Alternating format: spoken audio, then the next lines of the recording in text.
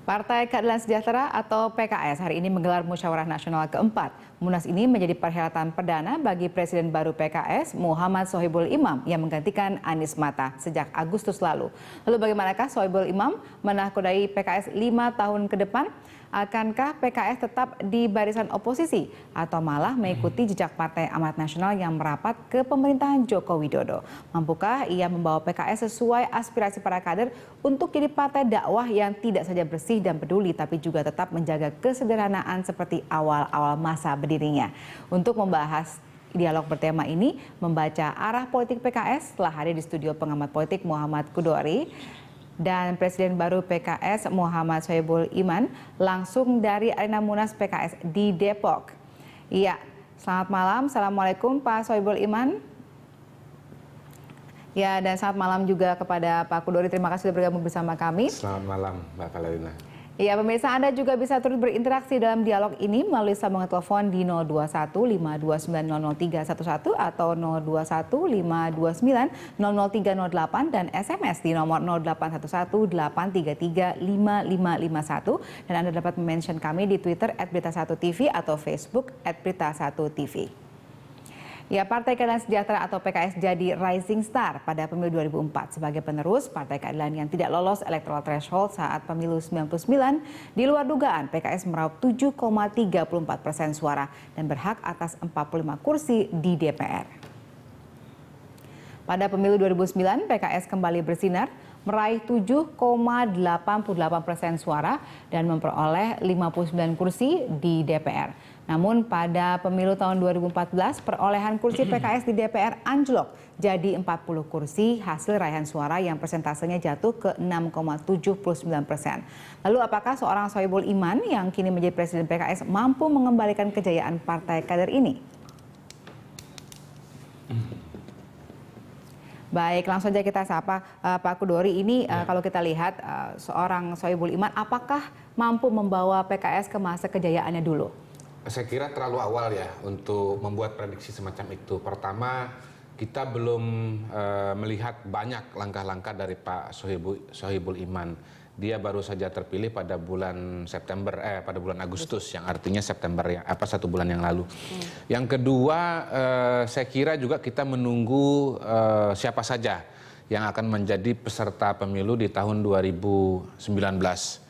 Karena jumlah peserta itu juga saya kira menentukan dinamika suara dan dinamika posisi. Contohnya saja pada tahun 2014 kemarin, dari segi suara turun, dari segi kursi turun, tapi sebetulnya dari jumlah total suara PKS itu masih naik 200.000. Ya? Iya, dari 8,2 menjadi 8,4.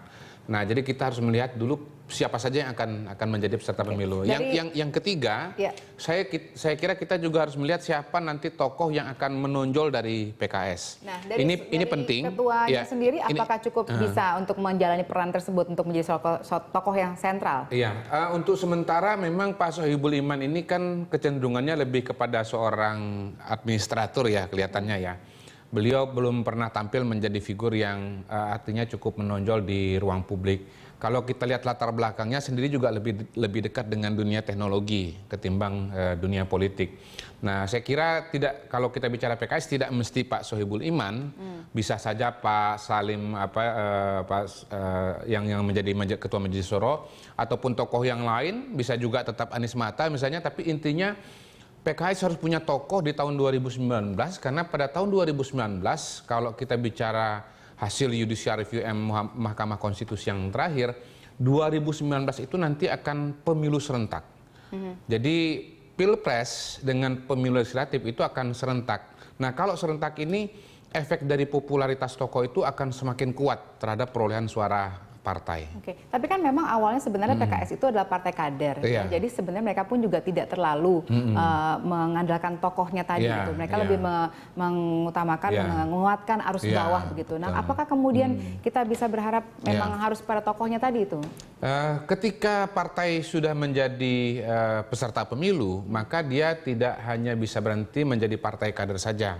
Tapi dia juga harus meraup suara, dan untuk meraup suara itu tentu dia harus menjangkau orang-orang yang notabene bukan menjadi kader.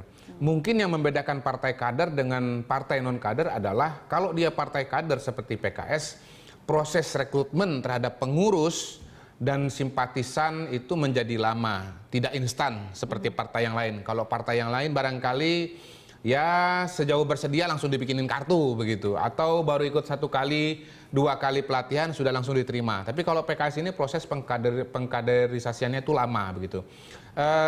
Ya soal partai kader saya kira tidak pernah berubah dari PKS. Mau itu ketuanya Hidayat Nur Wahid, mau itu ketuanya Anies Mata, mau Pak Lutfi Hasan, mau Pak Sohibul Iman sekarang ini, sebetulnya partai ini tetap partai kader begitu.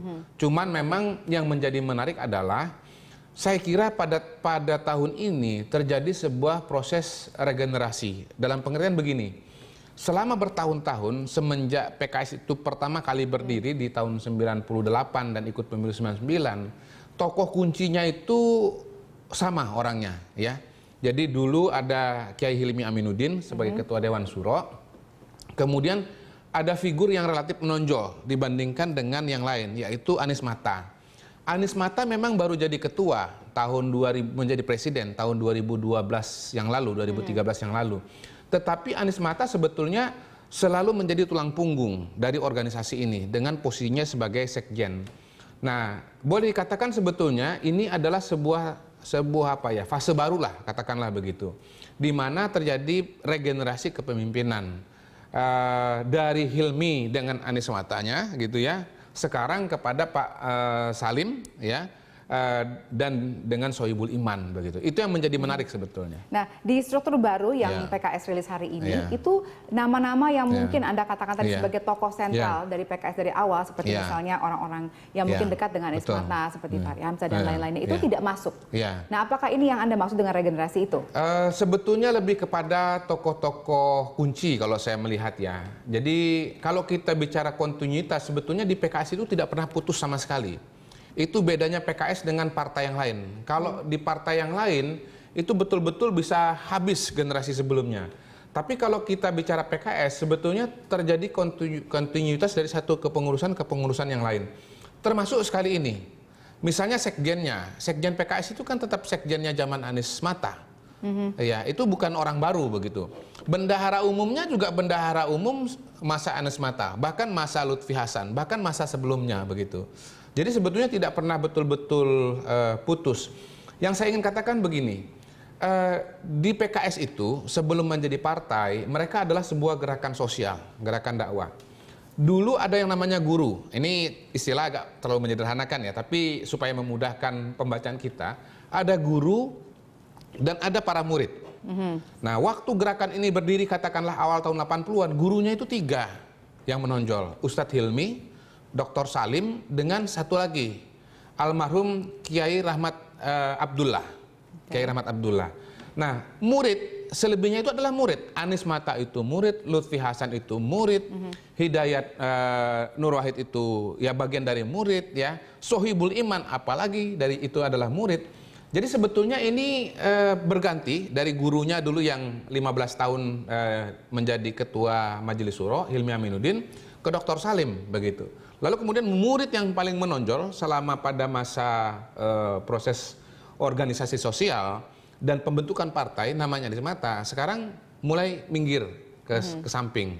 Nah, itu yang saya kira yang terjadi. Jadi begitu. Mereka walaupun tidak termasuk dalam struktur tetap masih akan berperan dalam. Saya melihat pasti akan tetap berperan karena Kiai Hilmi Aminuddin tetap bagian dari Majelis Syuro, lalu kemudian Anies Mata tetap menjadi bagian dari DPP, walaupun bukan sebagai presiden partai, tapi dia diberikan tugas untuk katakanlah menggalang komunikasi dan network di luar negeri. Oke, baik. Kalau dari keterangan Anda, sebenarnya komposisinya tidak jauh berbeda, walaupun mereka bermain di belakang layar. Tidak jauh berbeda. Gitu. Tapi kemudian yang akan kita bahas juga lebih lanjut adalah hambatan-hambatan seperti misalnya sekarang PKS banyak tersandung kasus korupsi.